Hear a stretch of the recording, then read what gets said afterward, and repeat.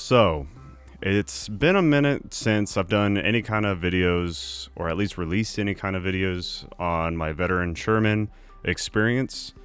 I have been shooting a lot of video on the veteran Sherman, and I actually edited a lot of it. I just can't narrate worth a shit. So it's just been kind of sitting on my hard drive. I've got 3 more videos lined up and nothing to narrate on top of it. I don't want to take the time to like write a script or anything like that. So here I am, just winging it.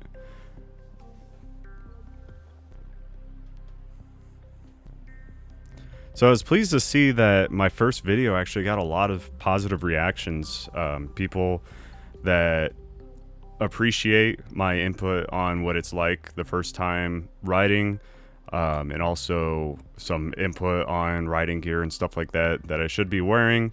A lot of the comments that I got on gear I should be wearing ended up happening anyways, because that video happened about a week after I first got the Sherman. So that was my first semi-competent ride, and then I took a day break, and then this video that we're actually watching right now was actually 2 days after that video, and I decided to push myself even further, even harder, and I took it on one of the bike loops. Now, of course, this video is sped up. I'm only doing like 20 miles an hour, because I thought that would be fair on the bike loops to be limited to 20 miles an hour, because that's the speed limit for electric bicycles.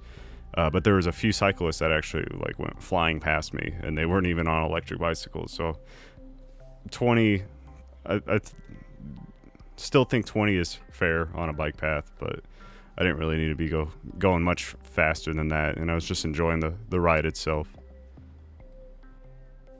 So the first thing that I really changed up on my riding gear in this video is I switched to a full face helmet, because I felt that a mountain bike helmet wasn't exactly going to protect you in the kind of crashes that you have primarily on a single wheel vehicle, whether it be a one wheel or an electric unicycle. Because with a bicycle, when you fall, you generally fall sideways, and your arms are to your sides to catch yourself, just unless you go over your handlebars, but that's not that common. So you can get away with half helmets essentially on normal bicycles, but on a wheel, your face needs to be protected. So I started wearing my motorcycle helmet, and eventually when I went up north where my dual sport that's kind of been converted into a dirt bike, I grabbed the helmet from up there, which is a Snell rated motocross helmet, which is honestly, I think, the best choice. They do make motocross style mountain bike helmets, but I don't necessarily trust how safe those are.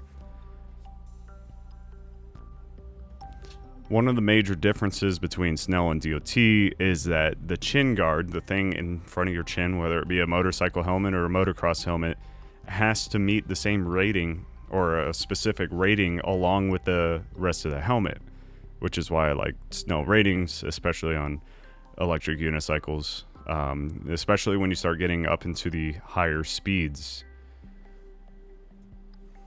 Now, one comment that I saw commonly on my first video was about the tire pressures. Now, it's kind of a complicated thing because there isn't a lot of electric unicycles out there and a lot of people riding them and a lot of input on people's experiences. However, the tire that the electric unicycle is using is a teenager size dirt bike tire, and it has a maximum load rating, which I think is like 240 pounds. Let's just say 250 to be safe, or maybe it's 230 pounds. But my point is, it's a tube and tire that was originally designed for dirt bikes. And with dirt bikes, I've always run about 15 psi when I'm not on the road. And the other main benefit of that is that it creates a more square tire when you're learning how to ride, or if you're doing really low speeds, or when you are off-road needing to do very low speeds. So it helped me during the learning process, but as I've found that I ride pavement a lot more, and then I do a lot more high speeds, I've slowly been increasing the pressure because it is more comfortable to ride at a higher pressure when you're going higher speeds and you're on smoother surfaces. So right now I'm running about 30 psi, so about twice what I was doing before. But I would still run 15 psi doing strictly off-road riding. That being said, I did run into a worst case scenario not long after, I don't think it was this video, but the next video. I took it off-road and then I came back and it had a small defect in the tube where you could see like the clamshell of the mold, how the tire tube was made, and there was a little seam and there was a little pinhole that developed in that seam. So I ended up getting a flat tire, and at first it was like really wobbly and I caught it when it was flat, and then I got home and I added air to the tire. I'm like, okay, it can't be that fast of a leak.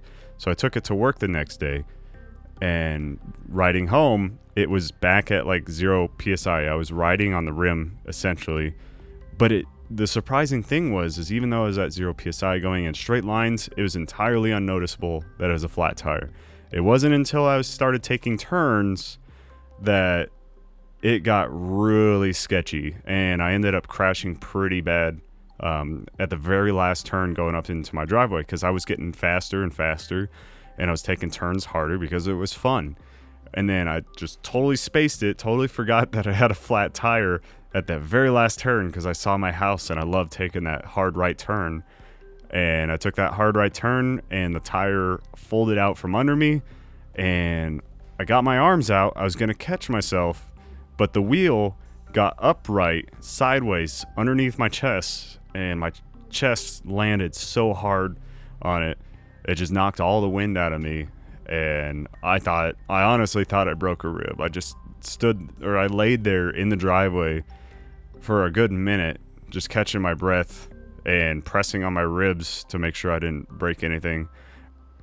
So with that being said, the ironic thing is that this electric unicycle came with a rare Kenda tire, a real Kenda tire that's only made for the Japanese market, maybe some of Europe, but I primarily know it only in the Japanese market. But the tube was just a complete off-brand. So when I replaced the tube, I also replaced the tire with one of my favorite dual sport tires, the Kenda K270. The only problem was Kenda doesn't make a K270 in this size, so I ended up going with the Shinko variant of the K270. Basically anything you can find in Kenda, Shinko probably has a version of it in much more sizes. But I went with a real authentic Kenda tube, an extra thick one. The problem is, which is why the real reason I think that Veteran put an off-brand tube on the Sherman is that none of the real brands like Kenda really make a valve stem that can clear the rim. So the Kenda valve stem is one of those basic dual sport or motocross very long valve stems, and it runs into the rim. So I had to get like a valve stem bending part, which still didn't work, so I had to push the valve stem into the tube to get it to thread on, and it's kind of sketchy, but it's been doing fine for a couple of months now. So I like having a real quality Kenda tube in there, but at the same time it's nice that the off-brand has a valve stem that actually fits. So that's just a little update. I've got 2 more videos lined up that I'll be releasing soon. I got one where the next one is taking it strictly off-road, testing its limits on one of my favorite trails to ride the dual sport and the mini bike on. And then I also have another one where I'm kind of like up in the woods of northern Arizona, and just testing some of my favorite streets to ride on. But other than that, it's been a couple of months that I've had it now, and I feel fully proficient at riding it. It's my daily driver to and from work because it's not that far away, and it just kind of feels like second nature every time I get on it. There are some limitations, like wherever I take it, I've got to bring a chain with me, which I want a pretty competent chain, which means I always have to have a backpack with me. Just things like that. But other than that, I still enjoy it. I think it's worth every penny.